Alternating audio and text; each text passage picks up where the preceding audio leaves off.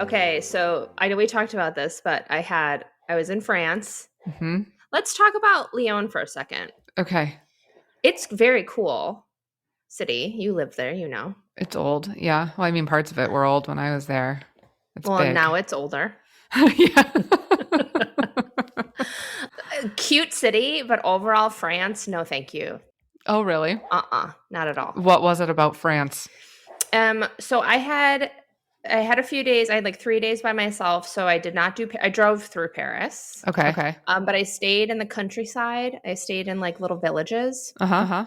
and it was kind of rainy, so it felt like I was literally in ghost towns. Like there was Yeah. no people anywhere, and I had I had like Beauty and the Beast in my head the whole time, and I was like, where are all the people with the eggs and the bread? You know, they were nowhere to be found.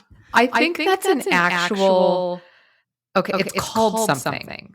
When Yeah. people like have this fantasy about going to France. I don't know. People like idealize it so much, and then they get there, even like Paris. I think it's mostly with Paris. And they get there, they're like, oh, it's like a big city. Yeah. It's like, well, yeah, like I don't know. Yeah, it's a Right. big city. The Louvre's there, but Well, like, But so that's what happened to me when I went to not Paris, when I went to Europe for the very first time in my life, like Yeah. 20 years ago. I was like, oh, I thought this was going to be like Beauty and the Beast. Like I thought there were going to be these like tiny villages. yeah, you went to the Burlington of France, and there was nobody around, and Right. then you're like wondering why. Yeah. Well, but so I specifically did this on purpose this time. Like I'm like, I've been to a bunch of European cities. I don't need to go to Paris. I'm going to be in Lyon, which is like the Milwaukee of Yeah, it's big. Yeah. France. Mhm. And so I booked these little houses and these little villages. And the second night, I find a spider in my bathroom, like the size of my palm. Oh, Uh-huh.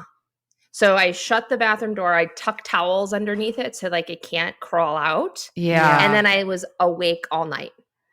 Yeah, that's terrifying. I hate spiders. So then I booked a hotel in another little village. Mhm. But at least I was in a hotel and I like went to the pool and all that kind of Yeah. stuff. But anyways, just long story short, I didn't like the food besides the butter. The butter was amazing. Have you had French butter in a while? It's like Not in a while. I usually buy Irish butter from the grocery store. I do too. Okay. I do too. But French butter, holy hell. Yep. But by, day 4, I'm like, I can't eat another baguette and salami or whatever the hell I'm eating. Oh, see, I love that food so much more than like German food or I don't know. Yeah. Food from the UK. Sorry, I don't really like that food either. I've never It's done too it. heavy. Yeah, I've never done the UK yet. Yeah. So anyways, I didn't like it. So, but then I worked a conference, so it didn't matter. I was just Yeah. working. Conference went well. Then I flew home. I was supposed to fly home on Thursday because I had a wedding. Yeah, I remembered that. Oh my God. And I get to the airport, and it was a tight connection in Frankfurt to begin with. And we're delayed, and we're delayed, and we're delayed. And I know that I am not going to make my connecting flight.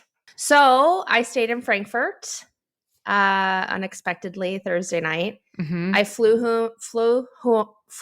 home. Oh, I'm speaking French. Yeah.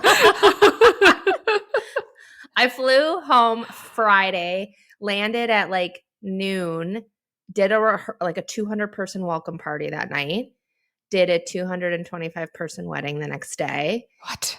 And then on Sunday, flew to Virginia to do a 3-day conference. And here I am. Okay, I have so many things to say. And I leave Friday for another conference in Number Dallas. 1, why did you do that to yourself? I didn't have control over most of it. Okay, we can leave it at that. Yeah, exactly. Because I work with other planners, and it just so happened that this is kind of how because they're all reoccurring conferences. Right. And it just so happened that that's how it all like landed. My second question is, I know how chaotic it is the week before a wedding, and now that you don't have a team and it's just you, like how did you do that? Like how did you, because you were on a different time zone completely, like on the other side of the world. People are probably emailing you to confirm things, and how? Yeah. So I only had one wedding this year. Yeah, but it was still that weekend. It was. This wedding was completely done like 2 weeks before, like Okay. everything was buttoned up. And then, I mean, I'm 8 hours ahead or 7 hours ahead, but we're still awake together for most of the day. Okay. And then I now work like like I don't have employees anymore, but typically my assistants now are other wedding planners. Mhm. So Rachel, for example, my roommate, she totally led because there was a Thursday rehearsal Uh-huh. at the parents' house. Okay. So she totally took over that. And then I had two other Rocio, Yep. Rocio, and Yep. then Andrea, who's another wedding planner here in Chicago. They assisted me all weekend. Okay. So it was actually pretty and let's just also call this what this was. It was luck. Like, Yeah. so I actually, while I was waiting, while we were delayed and delayed and delayed, Yeah. I actually booked a $2,500 non-refundable ticket on the first flight out of Frankfurt that next day in case they didn't rebook me on that flight. Oh my God. Like that was, I mean, it's just what you have to do. Like Yeah. I had to get home. Right. And this was also a wedding, which I know you'll understand. Everyone loved the couple. So Yep. all the vendors were happy and like couldn't wait to do this wedding. Yes. So it was just a really good energy wedding. Made everything easier. Yes. Yes. Mhm. And what the luck part is we lucked out. Like the weather was great. Yep. Everything, like nothing surprising popped up. Yeah. These are rare, folks. Like it is Right. super rare to have a wedding where everything goes off without a hitch. Yes. Yes. So I've done like however many I've done, and this is like maybe one of four where nothing went wrong. Yeah. So how long are you home for now? 48 hours, not even like 30, maybe 38 hours. So Oh my God, just crawl into bed and don't move. I actually feel surprisingly good, but yeah, I'm going to bed. My roommate and I are having a roommate night, dinner and a movie. Nice. And then I'm going to bed. Okay. Okay. Yeah. How have you been? Did you miss me? I did miss you. Yeah. What have you been up to? I don't know. Like I'm like, she's going to ask me what I've been up to. And my brain is spiraling from what you've been doing. I'm like, I feel like I have been so busy, but then you say that. And I was like, oh, I couldn't have been that busy. Like I didn't do that. No, I've been, the kids are back at school. So I have all this time during the day, but I have just like I have a lot of weddings for next year that are all in the same part of the planning where we're starting to like develop all the design concepts. So it's pulling a lot of quotes from different people and pulling a lot of ideas together. Yeah. It takes a lot of time. It does. And I feel like I sit down at my desk in the beginning of the day and then I don't move and I get up, like at a certain point and I'm like, oh, like maybe I should have went for a walk like at noon or something. Like, and we leave for Turks and Caicos this weekend. So at least I get a little bit of a break. Yeah. Okay. And who's going on that trip? Me and Jared and the kids, because it's a kids resort, and then Jared's best friend Jamie and his wife and their two kids. Oh, how fun! Yeah, so it'll be fun. Yeah, do the kids get along? Are they friends? I mean, they're friends. Miles is friends with their oldest, Drew. They're a couple years apart, but they're like they have two boys and they're younger. So Ava doesn't. I mean, she gets along with them fine, but like she doesn't have anything now that she's older that's like in common with them. Right. Yeah, I get it. Yeah, I'm also in that phase now of my life again where I'm like, you're boys. I don't have anything in common with you. I'm 43 and I don't get what you're doing. Yeah. So I also booked while you were gone 2 weddings in Jamaica and an elopement in Jamaica. You did. I did. Are you planning them all remotely or are you going to any of them? I'm planning them remotely. I don't really need to go. Yeah. Yeah. I mean, unless they want me to, I guess, but I don't Yeah. think they will need that. Yeah. Yeah. So that's where I'm at. Awesome. I like it. All right. So today we're going to tackle another question that we get. I think, at one point we addressed that like one of the first questions, oh, maybe we didn't. I think we recorded this episode and then never aired it. Yeah. One of the first questions anybody ever asks Megan and I when they find out we're wedding planners is, do you work with any bridezillas? Which I hate that word. Yeah. And the second question that we get a lot, or second or third question, whatever, is can you tell if a couple's going to make it or not? Yes. Mm-hmm. So we're going to talk about that. We're going to answer that question. So are we? Like, I don't know if I can tell, but I certainly can I assume it's the same for you. Like, you do a wedding and you've worked with these people, and then afterwards you're like, oh, that one's, I don't know. I don't keep in touch with people enough, especially people that maybe I don't get along with as well. And then I don't know if they've made it or not. So I don't know if my prediction is true, I guess is what I'm saying. Yes, I guess that's a fair way to put it. So maybe the short answer is like, no, of course we can't tell if a couple's going to get divorced or not. But we're going to talk through things that we see that we're like, ooh, you know what I mean? Flags. But I will say I have done a wedding. I've had a repeat client. You have a repeat client? I did. Oh. I did 2 weddings for one of my brides, I guess. Okay. Uh-huh. And the first wedding I did, it was probably a Dare to Dream wedding, but like in Chicago. Yeah. And retrospectively, sure, the writing was on the wall. Really? Well, because I didn't meet the groom until the wedding day, which not that that's necessarily a no, I think that is a red flag. Like, I think if you haven't even met the groom before he walks down the aisle, that's weird. Yeah. But they were very young, and it was one of those things, when you're following somebody on social media and all of a sudden, like, all the pictures are gone of them and the last name changes and you're like, huh, right. Something's going on here. And then I was like following her journey, and then she met her, now new husband, and they were dating. Yeah. And then she reached out when they got engaged, which was a huge compliment. Like, Yeah. And I was like, oh my God, I'm so excited. I charge a lot more now. Yeah. She was like, that's fine. I'm older and we have more money. But I immediately could tell this was a better partnership. Like, the groom was involved in the planning, and they had a really good dynamic. And I was like, okay, awesome. Yeah, that's cool. Yeah. Mm-hmm. I mean, it is a big compliment, because there are probably some people who would be like, oh, I don't want that same group of people because it would remind me of the first one, and I don't want to be reminded of the first one. So That's what she said. Like, when she told her now husband, when they were engaged, she was like, I really want to work with Jen. Is that weird for you? Yeah. And I'm glad that he was like, no, because also I had no relationship with her first groom. So, it was like, I'm like, I didn't know him. So I think it's okay. And we did it. And it was really actually kind of cool because we did a completely different wedding. Like, that's awesome. Yeah. Then you know how to make it different too. Mm-hmm. You saw the first one.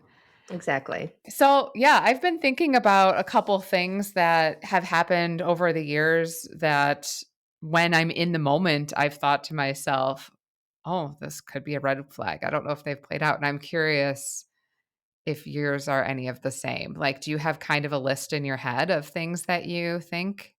Did you hear my schedule that I just had? Of course I don't have a list. I'm going to just wing it. No, I'm just kidding.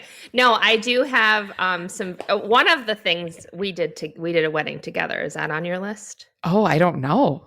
Should we start with that? I'll go first. Yeah, go ahead. Megan and I did a wedding together. I was assisting you. This was, I think this was before I even was like doing my own wedding. So this might have been like one of my first weddings. Sure. And the groom was a total asshole. Oh, okay. Well, there's a few of those throughout the years. No, I can't even narrow it down because there's been a few. So, anyways, the bride was lovely. Megan and I get her down the aisle, and the groom is mic'd up because there's a videographer, and we're in the back of the church, and we can hear them fighting during the ceremony. Yes. Like, through the videographer, like, because I think he told us, he was like, come take a listen to this. Yeah, the videographer came over and he's like, listen to what is happening right now. So they were actively fighting during their ceremony mass. Yes. Uh-huh. To me, that's a sign. So now I do remember who this couple was. This was also the couple that during the reception, I think you had left already, but he was like very touchy. Okay. And this was the one too, I believe, where she had a daughter. Somebody had a daughter. Either he did Okay. or she did. And he wouldn't let, I think he had a daughter. Okay. And the bride wouldn't let her in any of the photos. I don't think that's the same one that I'm Oh, thinking of with the was that touchiness. different couple? I don't know. I trust your memory on this way more than mine. Okay. But the one that I'm thinking about who at the reception got a little like handsy, I Yeah. don't remember Okay. either of them having that situation. But it was probably the same as the fighting thing. Either I way, all of those things, red flags. total red flag. But also the most excited thing, like the groom, the best part of his day, you could tell that he just was like waiting for his whole life, was he had a Phil Collins or like a Genesis song. What is the one where it's like the drum solo where, oh no, is it Africa? Toto? Maybe. And he was like, it was for their grand march, and he was like, I need to walk in right at the drum solo. I don't remember that at all. And we were like, okay, psycho. Yeah. And so so he did, and he like made this big deal as he like came in, and nobody cared. Like nobody was, it's not like it was like everybody was like, yeah, Right. or Right. It whatever. didn't come off quite the way that he thought it was going to. And basically I got in my car and I was like, they're getting divorced. There's no way they are still together. And if they are, they're miserable. Yeah. Yeah. Definitely. Yeah. Okay. So that was one of mine. Okay. I had one. I actually have had a couple where and it's always the groom. I haven't had this happen to a bride. The groom gets incredibly intoxicated. Now, that in itself, I don't think is a red flag. Okay. So you're getting married, you're excited. When I like am in a group setting, I have anxiety. So I tend to drink more, like just naturally. Things happen. I don't think it's a red flag. However, what the red flag is what personality comes out when you become so intoxicated. So, for example, one of my first weddings that I ever did, I had a groom that got so drunk that we had to call the security at the front of the venue that was like just there, making sure nobody, was like crashing or whatever. Because the groom was trying to steal bottles of liquor, essentially, because his rationale was I paid for open bar. So all of these bottles behind the bar have been opened. So technically they're mine and I'm going to take them. Oh my Yes. God. He was yelling and screaming at people, like to the point where we had to call security. That to me is like, oh, if you're doing this on the day of your wedding, like what in the world is going to happen later? I always think about that. I'm like, oh, I wonder. And then I've had like two other ones where the groom gets really drunk.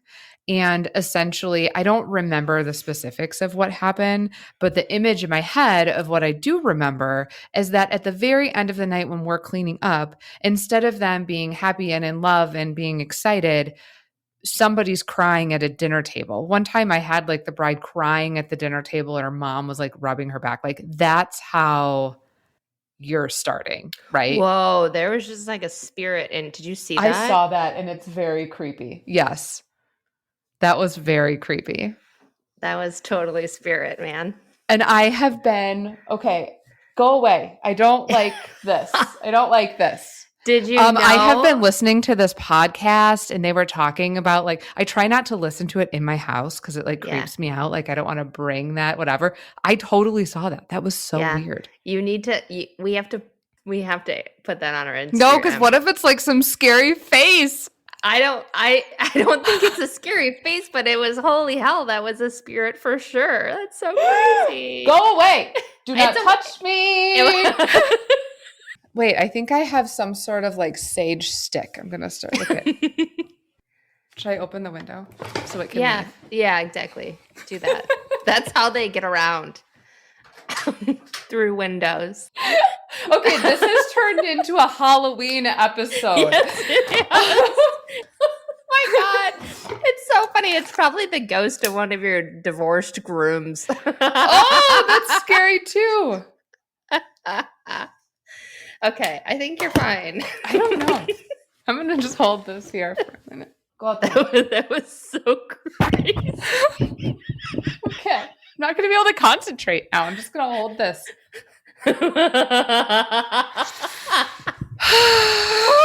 Oh my Okay. gosh. Okay. Anywho. Okay. Anywho. So back. Yeah. So crying at the table. Yes. Big sign. I Yes. think another indication. I had a groom once. I love that all these stories are like. We can tell when a marriage isn't going to last based on how big of an asshole the groom is. But I do have one about a woman. Too. Okay. Okay. Yeah.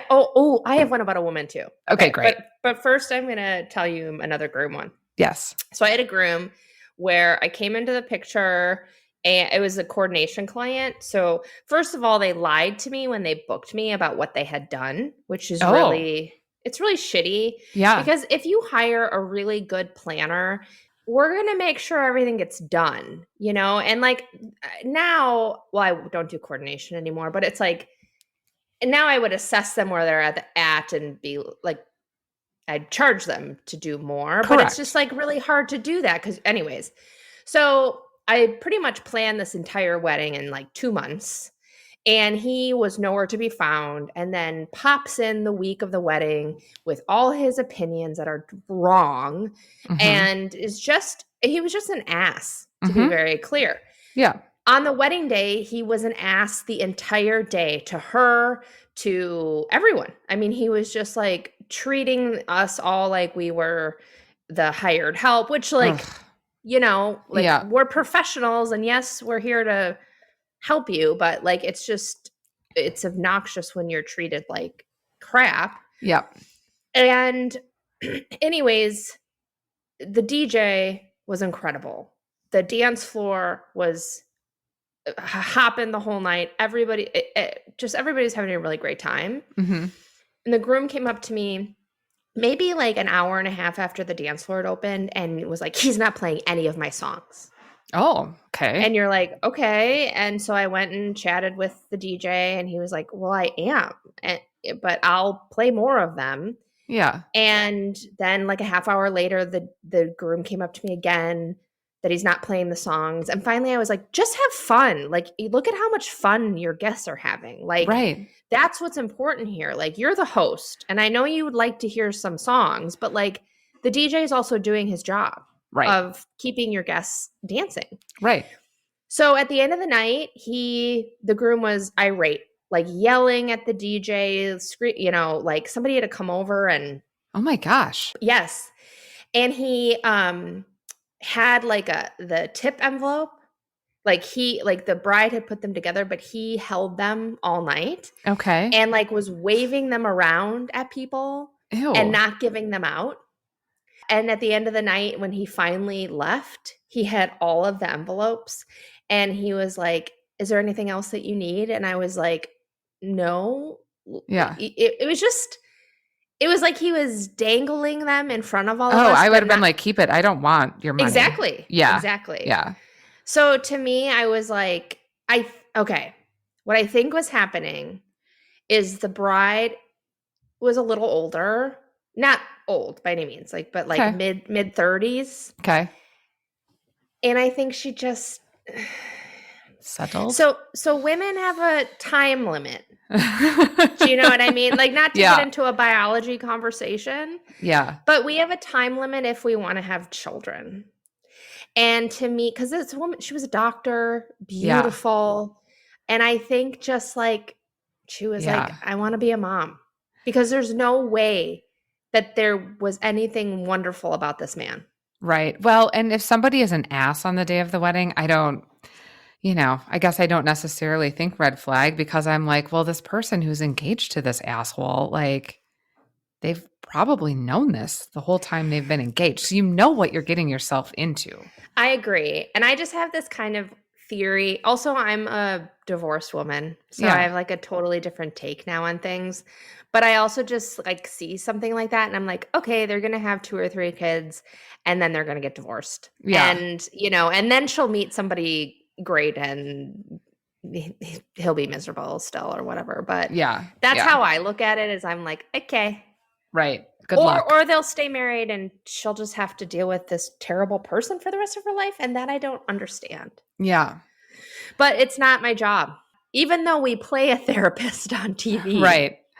So this kind of leans into that of like, well, maybe they settled or, they know what they're getting into, or maybe I don't know. Okay. Here's where I'm going. Have you ever had a wedding for a couple and you're pretty sure one of the people in the relationship really would rather prefer to be married of somebody of a different gender? Yeah. Yeah.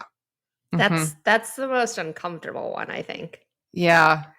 Well, I mean, you don't know for sure. It's just, I know. or maybe they have some sort of arrangement. I would do a lavender marriage now. Yeah. Yeah. What are the benefits to you? Well, you get like tax benefits. Tax stuff? Yeah. And then like, I guess that's it. Right. That's why I was like, I don't. I mean, I have a wife now, but we're not going to get married.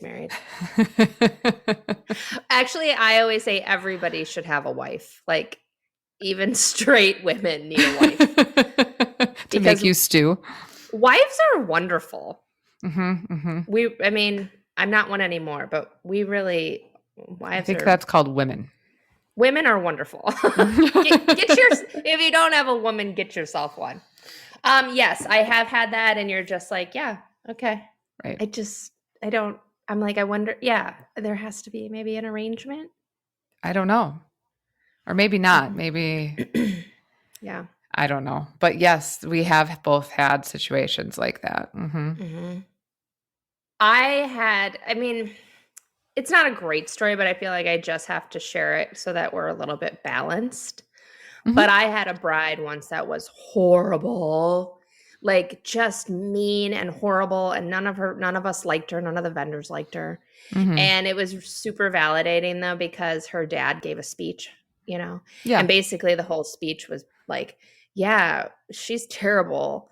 And we don't know how this happened. What? That's what he said at her wedding? In nicer words, but like we were all like looking at each other because yeah. Okay. So at least people knew that she was terrible. So I'll throw out my story about a woman. Okay. This is one that we had together, or it was yours, but it was with Dare to Dream. Okay. They did not end up getting married. They called it off ahead of time. Yeah. And I'm not going to remember the story 1000% correctly. Well, Maybe. Okay, so there was the bride that we were working with. You were the planner. They called off the wedding. And how our packages are set up, we have payments due. Yes. Payments due throughout the course of the engagement. So usually now if it's like a year, I'll do like 4 payments, right? Deposit 2 and they'll end. Time out. Okay. Because I know what one you're talking about. So do you can finish it, but I think I have to tell how they first presented they were canceling the wedding. Okay, we'll kind of go back and forth, okay? Okay, so we're like enough in that like couple payments have maybe like 2 payments have been made to us or something. Right, yeah. And they cancel the wedding when they tell Jen, and then you can take it from here. You tell me how they told you. I get a phone call from the bride telling me that her fiance is in the hospital. Okay. And doesn't tell me what's wrong exactly, but makes me think he's dying.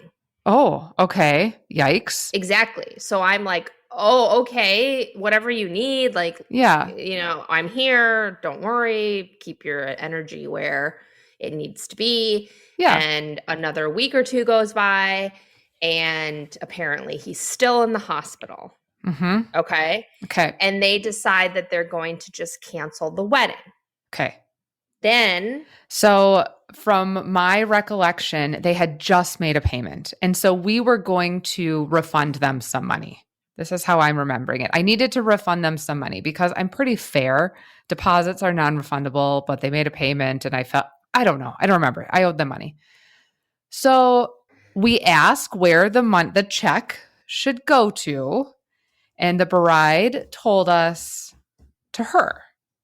And then Jen gets a call from the groom's mother, correct? mhm, And do you remember how that played out? I do. So she was calling because she was like, I understand that you need to keep some of the money, Mm-hmm. but I just don't understand why you need to keep all of it because we paid you in full. Oh, that's right. Mm-hmm. And I was like, no, you didn't. And I explained what happened. And I said, and by the way, like, I'm so sorry to hear about what's going on with your son. Yeah. To which she said, what do you mean? And I was like, oh, well, it was told he was in the hospital. And she was like, he is not in the hospital. Uh-huh. So she then shares that her now ex future daughter in law is a wackadoo, Yes. And a what wackadoodle. happened was the mother-in-law gave all of the money paid the future daughter-in-law in full for our services because the daughter-in-law, the future bride, must have told her, I need to pay all of the money. So the Mm-hmm. daughter-in-law collected all of the money from the in-laws. And then we weren't requesting a full payment up front. So she only paid us part of it. But she was then telling the mother-in-law that we were not going to refund any of the money and that she had already paid it. Essentially, this bride was stealing money Yeah, and she was from like, her in-laws she that was embezzling money. she was embezzling money. Mm-hmm. Yeah, isn't that crazy?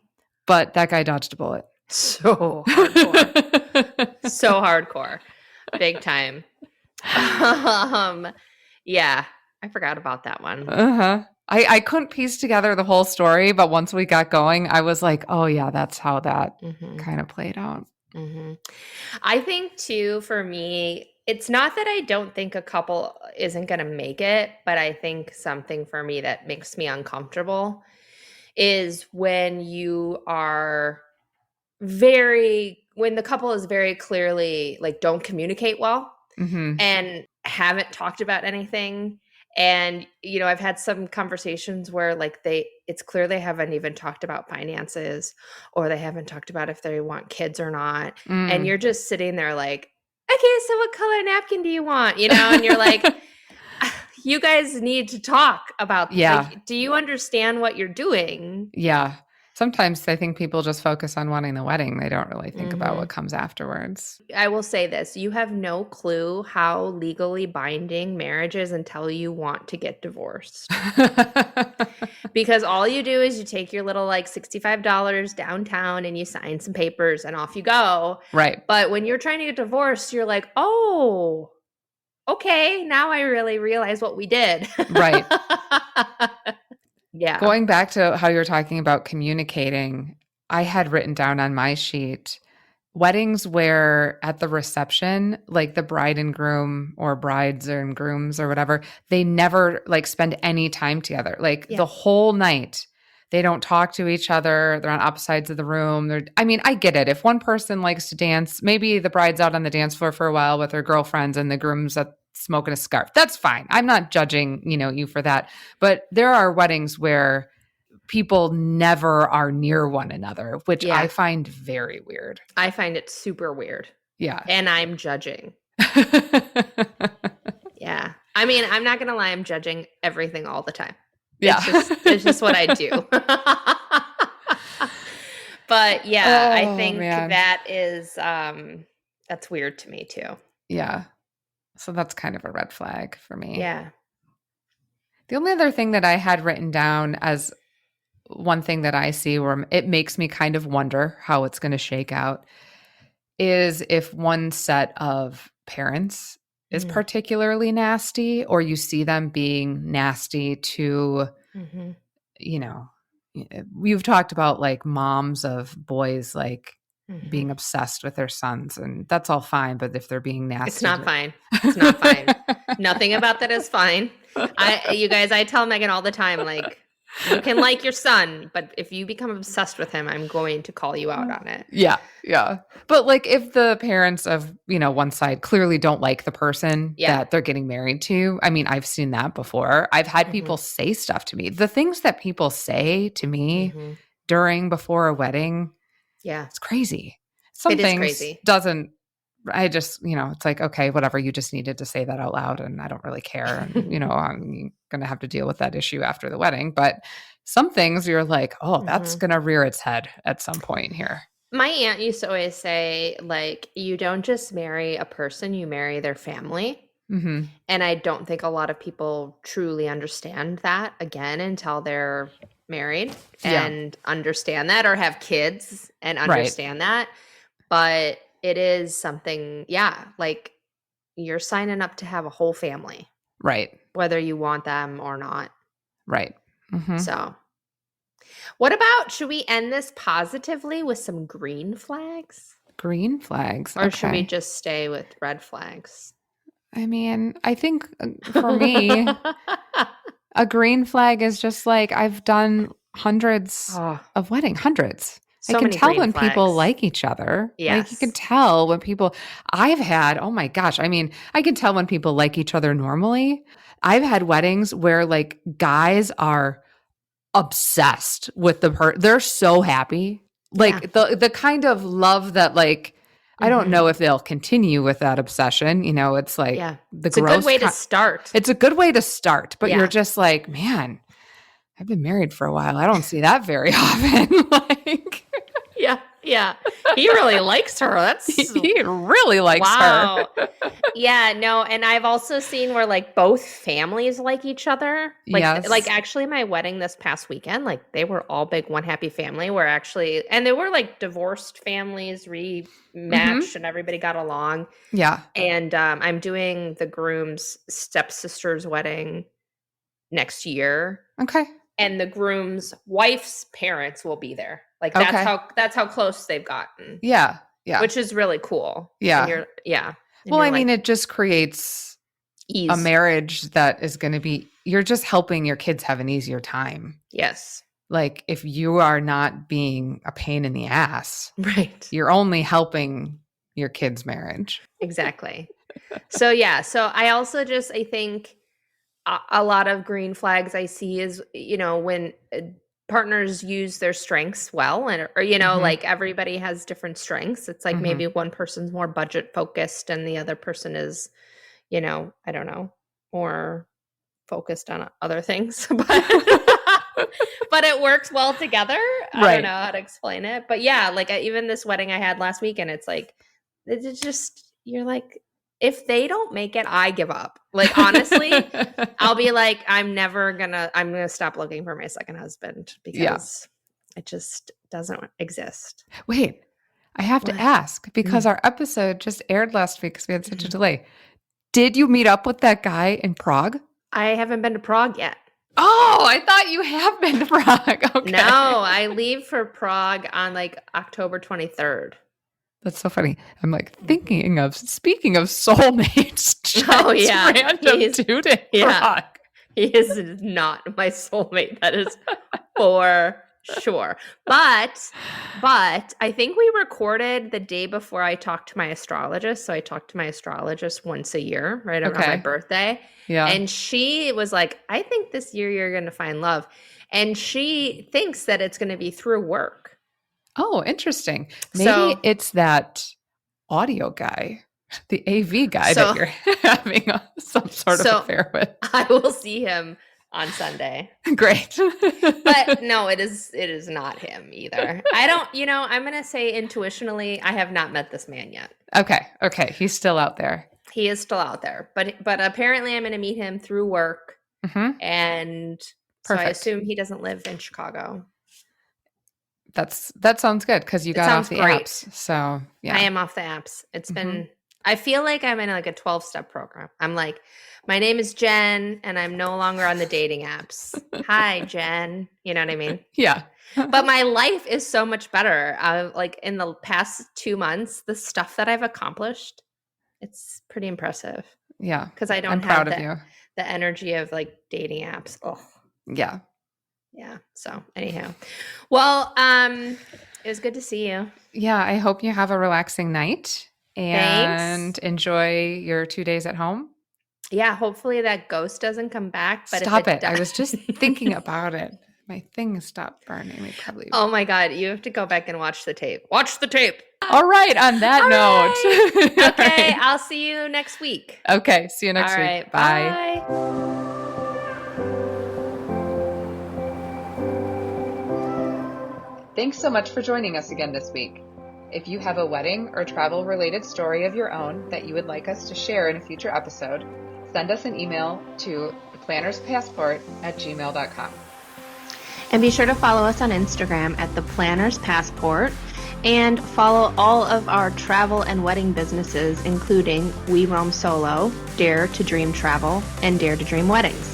And please, if you enjoy our show, remember to rate, review, and subscribe from wherever you are listening to this podcast.